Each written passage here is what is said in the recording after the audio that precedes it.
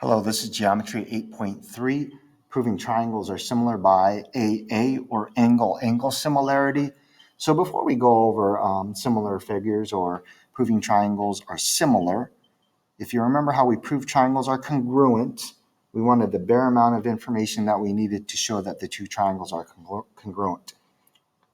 So proving triangles are similar is kind of along the same lines.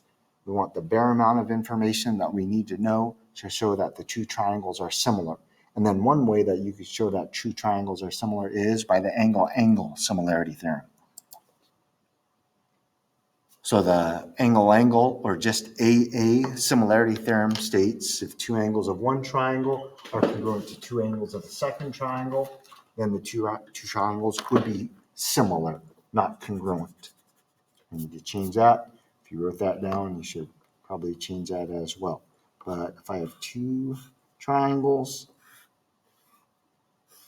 not the same size, but I have two angles in one triangle congruent to two angles in a second triangle, then these two triangles, if I just label them ABC and DEF, have to be similar. Triangle ABC would have to be similar to triangle DEF. It's also true by the third angles theorem that angle C is congruent with angle F.